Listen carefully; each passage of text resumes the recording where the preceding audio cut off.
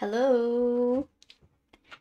Kumusta ang aking mga kababayan dyan sa Pilipinas at saan man kayong panig ng inyong bahay? Kung kayo ay nasa bahay, nasa trabaho, or kahit saan man kayo, kahit nagde-drive kayo, kasi yung cellphone ngayon is kahit saan natin dadalhin. Pwede, di ba? Eto na naman ako, andito na naman si Lynn Murat Vlog na nagbibigay ng medyo maraming information na about Germany. At kung sino man yung may gustong pumunta dito, eto ang pinaka-exciting na revelation ko sa inyo today. Nakita niyo ba yung thumbnail ko? Yun, totoo yun. Free school at plus free bus pa dito sa Germany. Paano nangyari yun? Kasi ganito, ganyan ang sistema nila. Kapag ikaw ay gustong pumunta dito, o di kaya ay nagkaroon ka ng AFAM, lagi kong sinasabi sa inyo na about AFAM na German. Kasi actually sa Pilipinas, maraming gustong magkaroon ng foreigner na asawa. Siyempre, hindi lang Germany, maraming bansa like American guy, or European, or African, ganyan. Pero nandito kasi ako sa Germany. So, eto yung information na makukuha nyo talaga sa akin. At ang information na to is confirmed, legit, at totoong nangyari. Experience ko bilang mother ng isang 15 years old na ngayon na anak kong lalaki. At ang school niya ay totoong libre. Hindi lahat ng tao may trabaho ka. Na-mention ko na yan sa inyo. Pero lahat compulsory ang mga bata na pumunta ng school. Kahit pa, eto ha, kahit pa disabled ang bata. Compulsory na pumunta ang bata sa school. At ang maganda pa dito kapag disabled ang anak mo. Or sabihin na natin special. Talagang special treatment sila dito, inaalagaan sila ng government. Pero bago tayo pumunta doon, pumunta muna tayo sa topic natin na nasa thumbnail ko. Exciting kasi ang totoo is libre. At hindi lang yan, yung bus pa ng bata. Paano nangyari yon? Okay, eto i-explain ko lang from the very beginning. Kapag ang anak mo ay sa maliit pa, pwede mo na siyang ilagay sa Kinderkrippe from 1 year old hanggang 3 years old. Kinderkrippe ang tawag doon. Yung wala silang schooling, kundi yung ang nanay gustong bumalik na sa trabaho, o di naman kaya gusto niya magkaroon ng interaction ang kanyang anak sa maraming bata. So, yun ang purpose kung bakit merong Kinderkrippe ang tawag. Simula 1 year old hanggang 3 years old. Pero pagdating ng 3 years old, pupunta na siya ngayon sa kindergarten. May bayad ba ang Kinderkrippe at ang kindergarten? Yes, yan ang may bayad. Kasi yan mostly owned by ang mga private institution like yung sa religion, like sa Catholic, di kaya mga organization, yan. Yan tawag dito? Sila yung nagmamanage ng Kinderkrippe at saka kindergarten. So, tawag dito, pero hindi siya compulsory ha. Pero hindi mahal ang bayad. Actually, yung bayad ko noon sa anak ko is umabot ng 105 euro. Noon, ang euro is 50 pesos. So, mga 5,000 plus lang naman yung bayad. Tapos, wala na sila extra binabayaran, kundi yun lang monthly. Pero, eto ha, yun naman ay sulit naman yan eh.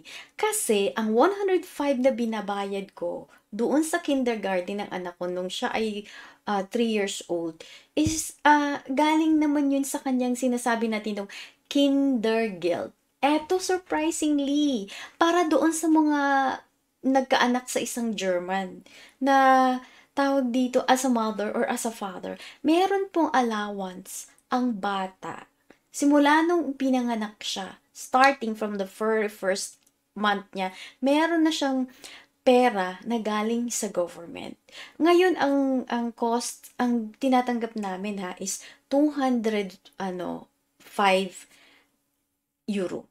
So, ibig sabihin, yung binabayad ko noon sa kindergarten is galing dun sa kanyang pera.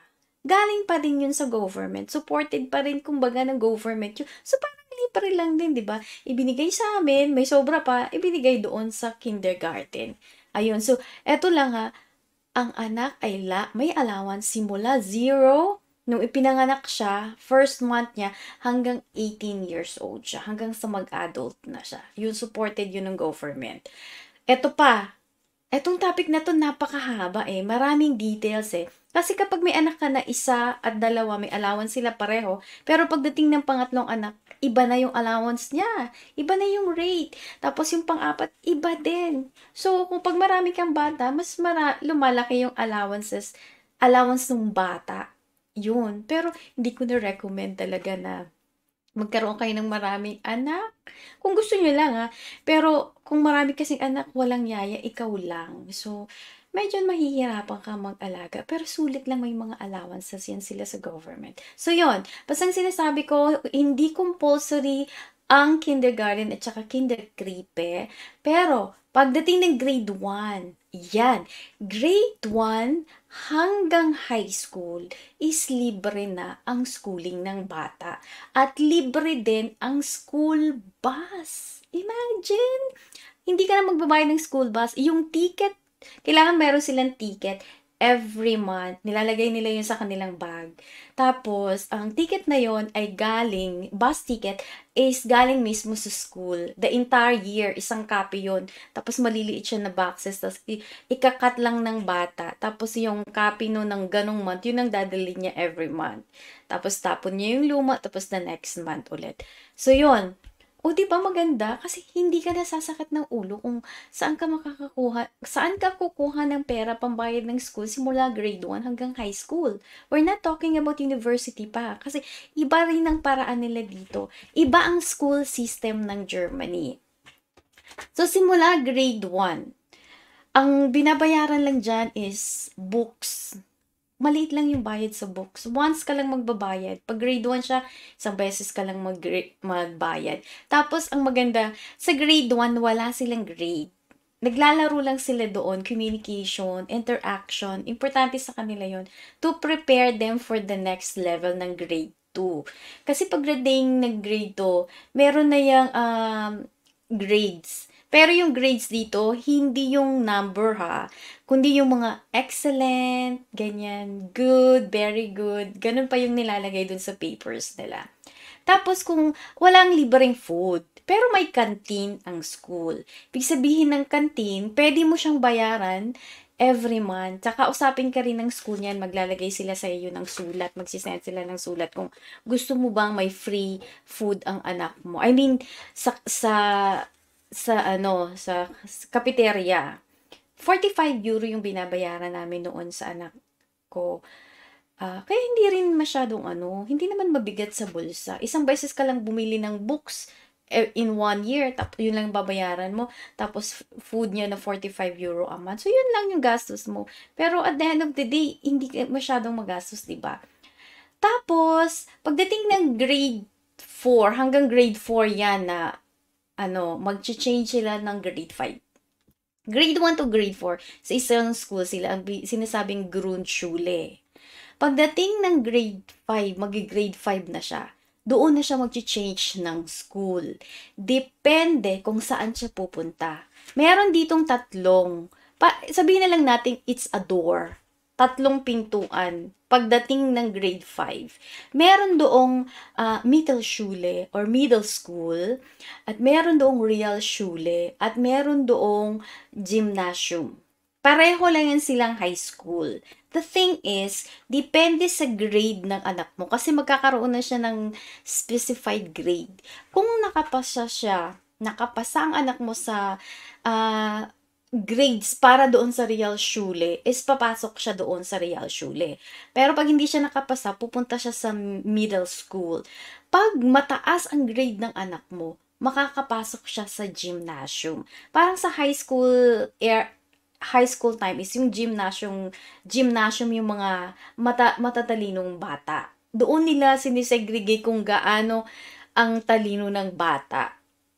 Pero hindi lahat na nandoon sa middle school is hindi na makakapasok sa university.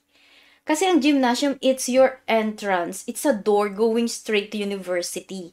Pero itong middle school at saka yung Realschule is ibang paraan ng pagpunta sa university. Ganun sila ka-organized dito. Depende nga sa grade ng anak mo. Ngayon, ang tanong, ano ba yung middle school? Ano ba yung Realschule na sinasabi? Ano ba yung gymnasium? Ang middle school is yung halimbawa, simula grade 5 hanggang grade 10 is pwede na siyang magtrabaho. Doon sa middle school pwede na siyang magtrabaho. Kung ayaw niya nang mag-school, pwede na siyang magtrabaho. Ibig sabihin, mechanicer, auto-mechanicer, electrical, ganyan. Yung sa saloon, yan, mga spa, di kaya salesman, ganun. May iba-iba pa. Parang vocational course sa Pilipinas. Ganon, yung mga nagmamassage, ganyan. Mga sales lady, yan, mga cashier, yan sila. Pero, pag ikaw ay nasa middle school at gusto mo pong mag-aral ng papuntang gymnasium, kasi medyo ano mo yung sarili mo na, ay, kaya ko pang mag-aral. Merong paraan para makapunta doon sa gymnasium. Kasi talagang papasok ka ng gymnasium para kapunta ka sa university.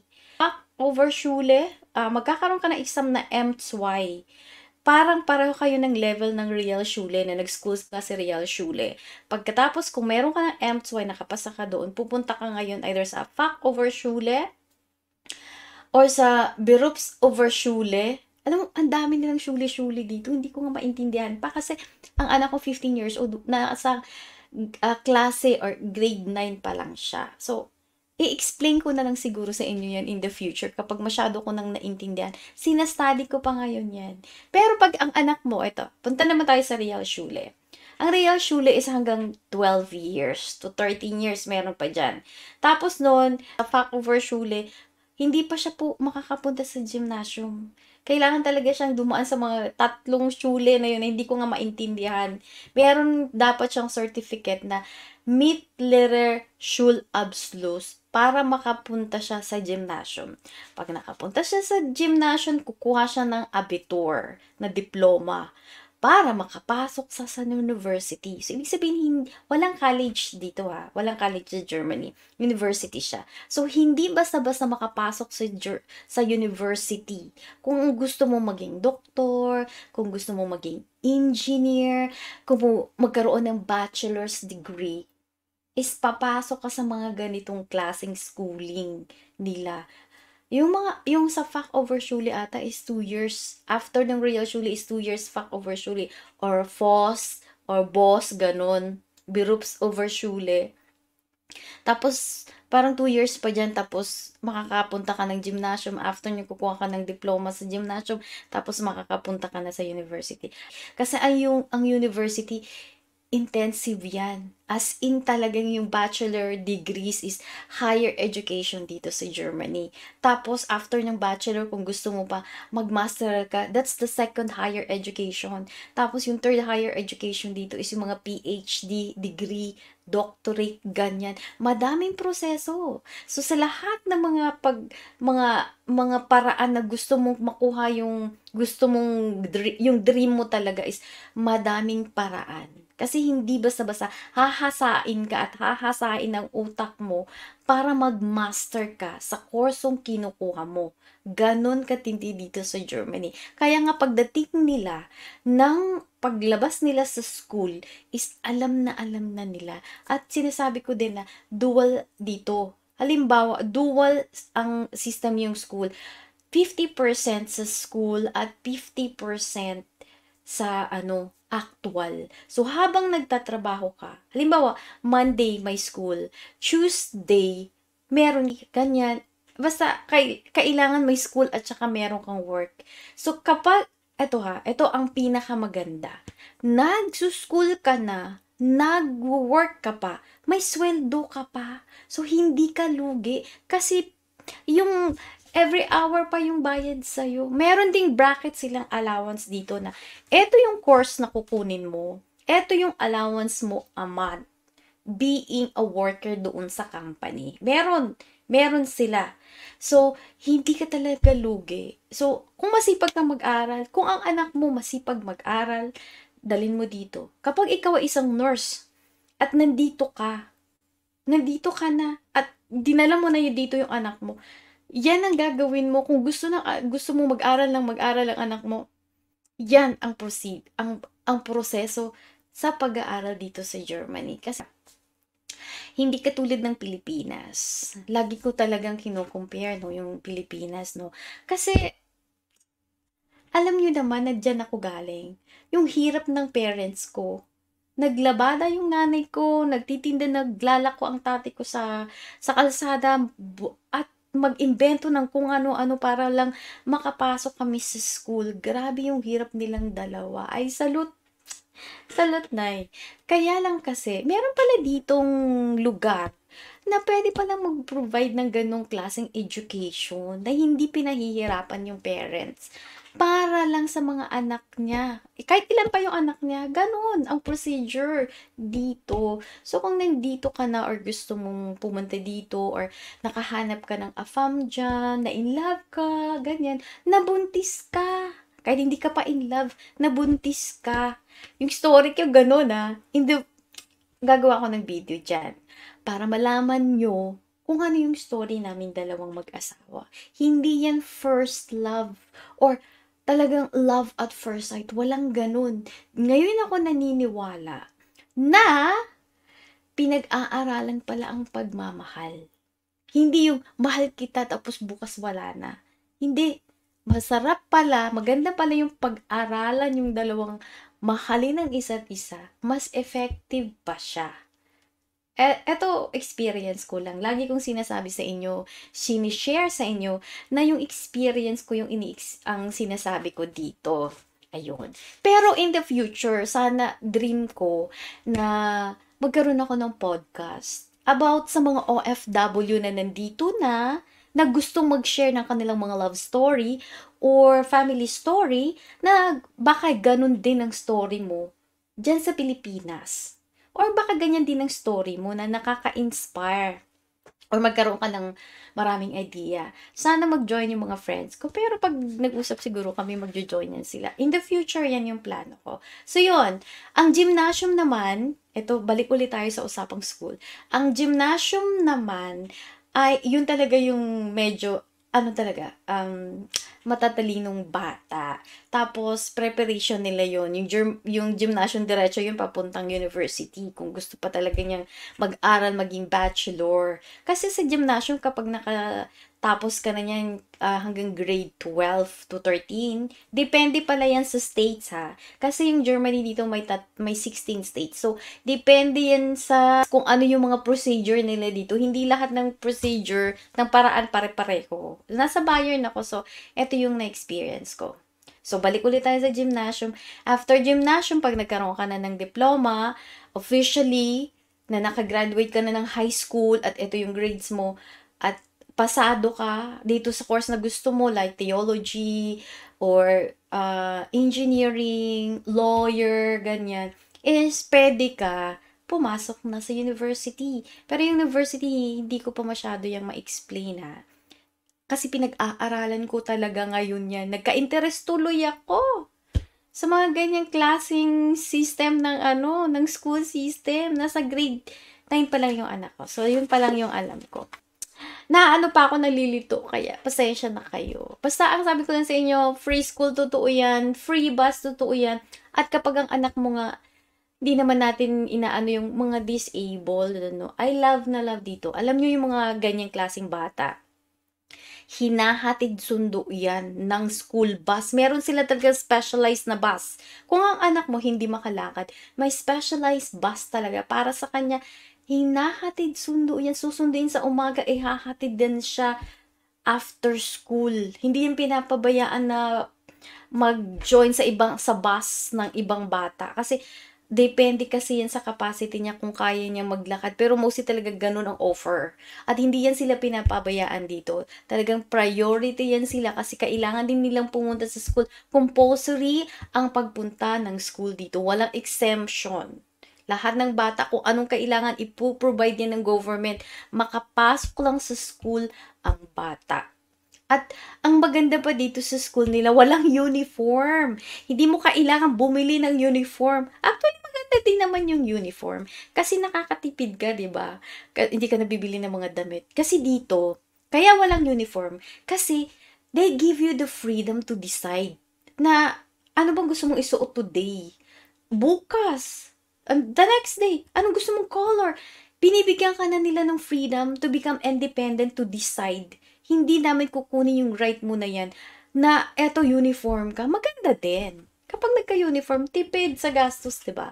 Pero eto talaga yung nalaman kong dahilan kung bakit wala silang uniform na freedom mo to choose what clothes you like to wear. Huwag lang masyadong bulat-lat talaga. Kasi meron din naman sila, oh, hindi ito pwede. Pero, color of the hair, okay lang yan. Tapos may mga pursing, mga bata pa, may mga pursing na sila. Okay lang yan. Basta pumupunta ka sa school. At ito pa. Ito yung tip na gusto ko talagang ibigay sa inyo. Kapag nagkasakit ang bata, ganito. Ang school kasi nag-open ng 8 o'clock. So, ang bata, nasa school na dapat before 8 o'clock, 7:30. Yung bus kasi nandun na ng 7:30. Tapos, papasok na sila or sa labas lang muna sila ng school. Kasi sarado yung school. Bago mag 8 o'clock, mag-open yung school. So, doon yan sila naka-standby sa labas. Tapos, magpapasok sila doon. Ngayon, ang anak mo, may sakit. Ikaw na parents, responsibility mo na tawagan ng school mo early in the morning bago magbukas ang school.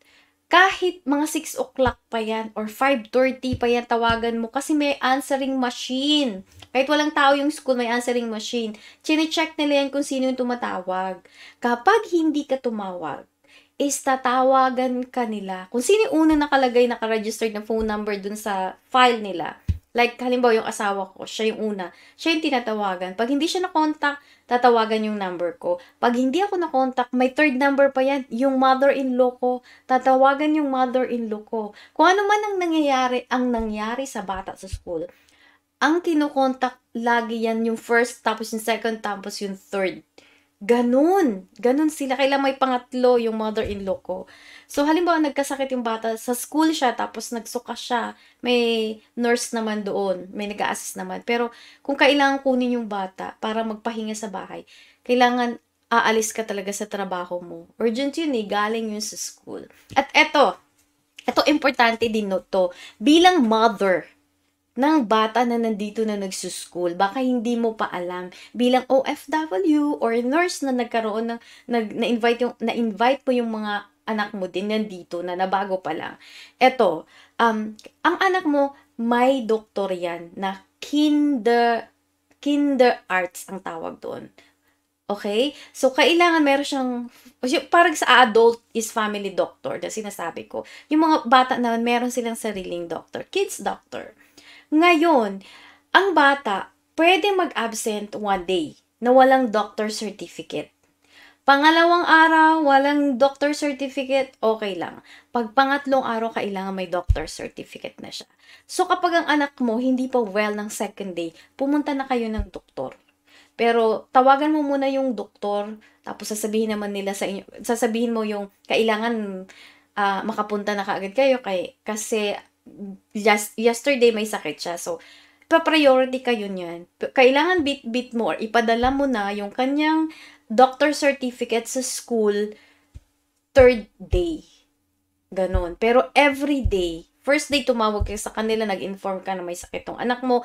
Pangalawang araw, tatawag ka ulit na may sakit pa ulit yung anak mo. Pangatlong araw, tatawag ka ulit. Lagi kang tatawag hanggat wala kang doctor certificate sa anak mo. Tatawag ka sa school. Kasi lahat ng bata doon, kapag nandun sa school, responsibility ng school.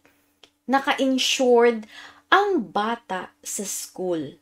Paglabas ng school, may nangyari sa kanya, hindi na siya insured under dun sa school. Hindi na responsibility ng school yon. So, kaya ganun kaingat sila dito. Kapag sinabing school, kailangan nandyan ka na, chine-check nila yan kung sino yung absent. Walang absent dito na hindi mo feel. Hindi nang feel ng bata na pumasok. Tinatawagan talaga yung parents niyan. Bakit absent ang anak mo? Anong nangyari?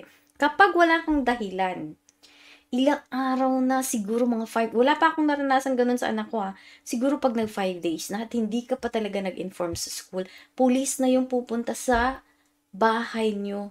Bakit? Kasi magwo-worry na 'yan yung school. Tapos tatawagan nila kailangan nila ng assistant ng pulis. Pupunta yung pulis sa bahay niyo, bakit wala yung bata doon? Titingnan anong nangyari. Gano'n sila ka-concerned sa mga bata dito. Kahit na nga sa adult, concerned sila, how much more sa bata. Gano'n nila ka-love ang mga bata dito. So, wala ngang uniform, yun ang sinasabi ko. Tapos, dito talaga, asikaso nila ang social system. Talagang well-organized yung social system. Sana may ganun sa Pilipinas. 'Di ba? Parang naman maganda yung ating ang ating buhay na hindi na tayo pinapahirapan. Yung ganun. So, yun lang naman yung wish ko para sa atin dyan. Hindi lang naman sa Pilipinas. May gano'n 'di ba, marami ding bansa. Pero bakit kung may paraan naman na aasenso tayo, bakit di natin gawin? Gano'n naman 'yan. Okay, so next topic. Kasi eto exciting 'to para sa mga parents na may anak, 'di ba? Ang next topic natin, apan. Paano kung nabuntis ka ng German, hindi pa kayo kasal, gusto mong pumunta dito? Anong gagawin mo? Anong paraan? Mabilis na paraan para pumunta dito. Katulad ng experience ko. Yung family reunion. Ano ba yung family reunion na yan? Visa. Ano yan? Yung fiancé visa, hindi ko yan ma-explain kasi hindi naman ako fiancé visa.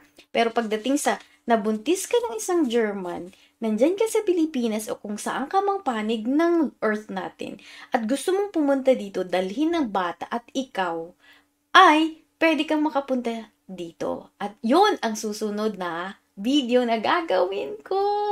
Kasi marami ako nakikita na question sa Facebook na ganun yung question nila. So, i-share ko na yung sa inyo experience ko. Tapos ito bantayan nyo pa.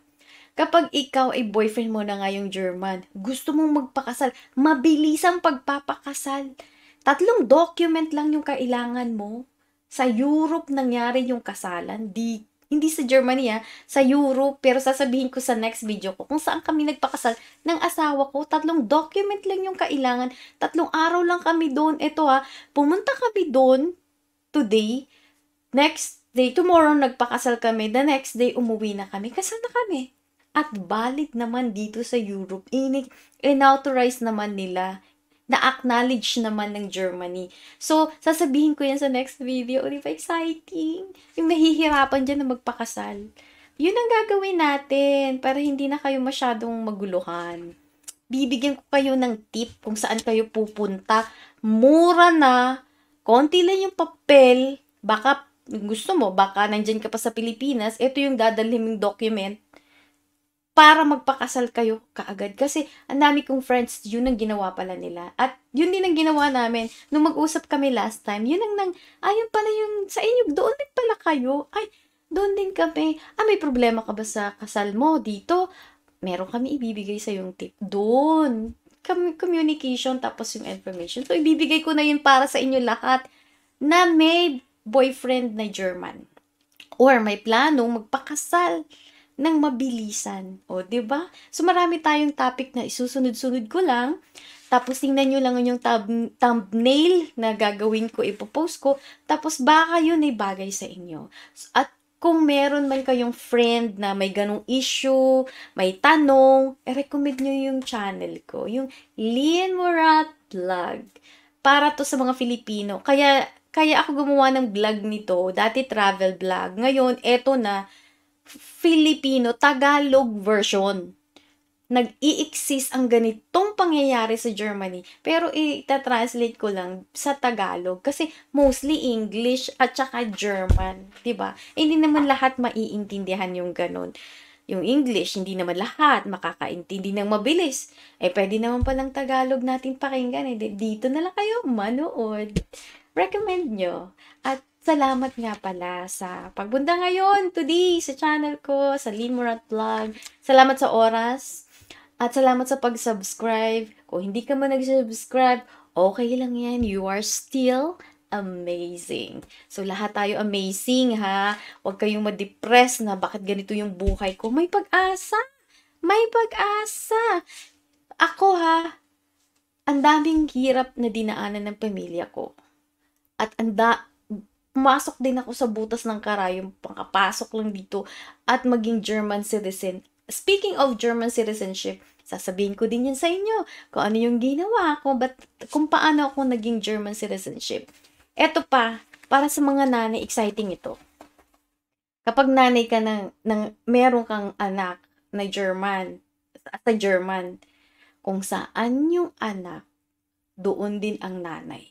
So, kung gusto mong dalhin yung anak mo dito, yang anak mo na yan, may passport ka na ha, yan ang pinaka-ticket mo papunta dito. Mabilisan pang pagpunta dito. Kasi yung anak ko yung aking pinaka-main ticket papunta dito. So, salamat talaga sa anak ko. Hindi ko akalain na ganun. Pero, yun talaga. Tapos, yung halimbawa, pupunta ka dito, tapos yung anak mo, may anak ka sa Filipino, pwede mo ring dalhin. At sa mga OFW, na mga nurses, kasi open nga kami sa nurses, di ba? Kapag gusto mong dalhin ang pamilya mo dito, may asawa ka sa Pilipinas, nurse ka, may asawa ka, may anak ka dyan, o kang saan ka man galing. Ito yung narinig ko sa friend ko. Sa Dubai siya nagtatrabaho. Maganda yung kanyang sweldo doon. Konti lang yung tax nila. Pati asawa niya. Nakita niya yung opportunity dito sa Germany. Bigla siyang nag-aral ng German, yung Deutsch. Sabi ko sa inyo, mag-aral kayo ng Deutsch eh. Change niya yung life niya doon. Pumunta siya dito. Alam niyo, sabi ko sa kanya, bakit? Ang ganda naman pala doon. At saka, less lang yung tax. Alam mo, sabi niya, nagkakaedad na kami. Nakita ko yung system dito. Maganda yung social system. Doon, wala akong chance maging citizen. Dito pala, pwede. At promise, pwede kang maging German citizen. After 3 years of working here, full-time job, pwede kang mag-apply ng German citizen. At kahit hindi ka pa German citizen, at na may anak ka sa Pilipinas, pwede mo na silang dalhin dito. Kasama sa working package mo, you can bring your husband and your kids here below 18 years old. Yung 18 above, medyo mahirap na yan. Pero below 18 years old, pwede mo na silang dalhin. After 2 years, pag nakasettle ka na, nasettle mo na yung sarili mo, nagkahanap ka ng bahay para sa pamilya mo, may deal ka na ng car, at accessible sa school. Kasi yung bata dito, bago kung mo i-enroll yan, i-register mo muna yan. It takes 1 year or 2 years. Maghihintay ka kung may free yung school na yun, yung kindergarten na yun, o yung grade 1 school na yun, yung Grundschule. Kailangan advance yung dito, registration. 1 year or 2 years before. So, kapag na-register mo na yung anak mo dito, pwede siyang pumasok sa school na yun, pwede mo na silang dalhin dito. Bilang OFW, so you can bring your family. At eto, may mga topic pa tayo na ang dami talaga. Halimbawa, yung nanay mo, nandito ka na, gusto mong dalhin, i-invite siya dito. Ako, bibigay ko sa inyo talaga yung full details kasi ginawa ko din yun sa nanay ko. Gusto na nga niyang bumalik. Nagustuhan niya dito tahimik, relaxing, ganon. At saka, dami niyang makikitang magagandang lugar, mga castles. Naku, may in love kayo kapag nakita niyo the fairy tale. Ang impression ko talaga sa Germany this time is the fairy tale land. Kasi ang daming mga castles, mga ruined, buo, ganyan, mga Baroque style, Renaissance, ganyan. Naku, mai-enjoy nyo talaga kapag nandito kayo. At mas maganda kung kasama mo yung family mo, 'di ba? So, I'm encouraging yung mga nurse dyan sa Pilipinas or kumuha ng nursing, dito kayo pumasok. Hindi ko nire-recommend doon sa Saudi or something. Hindi ko sinisiraan yun Pero marami kasi akong naririnig ang daming mga bad story na naririnig ko kay Sir Rafi Tulfo. Shout out, Sir Rafi Tulfo. Ang ganda ng program nyo. Talaga tumutulong kayo sa mga OFW. Pero yung story na yun please lang, ibahin na natin yung story. I-recommend ko talaga, dito na kayo pumunta. Lahat! Ganun no? Sorry, hindi na pahan. Yung mga OFW mo lang muna yung opening ngayon. Pero, pag mag-announce ang Germany na open sa ganitong course, ganitong hotel, o mga hotelier, sasabihin ko talaga sa inyo yan, or ganito sa IT, open na, ganito yung papers, i-announce ko yan dito sa Lynn Murat Vlog. Hindi ako magdadamot, magbigay ng information or idea kung nakakatulong sa buhay natin. Ganun lang. Ganito yung purpose ng aking vlog. Okay? So, maraming salamat sa pakikinig ulit. Ang kulit. Kulit ko, no? At pasensya nga pala kung nabubulol ako. At kung minsan, medyo malabo yung sinasabi ko. Kasi etong video ko, hindi ko na ini-edit. Kasi ayoko nang mag-edit. Nakakapagod. Hindi ko master yan. I need the help of other people. Pero, meron na ako na contact na mag-edit ng video ko. At yung mga nako, kung gusto niyo magkaroon ng magandang thumbnail, yung mga title ng inyong mga video, kasi ngayon, meron akong contact na mura lang siya. Kailangan pala natin yan ng mga vlogger. O iba na yung topic na to, ha. Yun lang, inaano ko lang sa inyo. Baka gusto niyo malaman kung magkano, sasabihin ko yun sa inyo in the future. For now, next topic, bantayan natin ulit kasi life is beautiful and great and a lot of opportunity awaits you in Germany. Love! Paano ba yung heart? Ganun, di ba? Bye! Eto pala, ganito pala. Yan. Korean ba to? Ganyan. Hindi ko alam eh. Ganyan. Okay. Wishing you all health and wealth and better life in the future. Bye!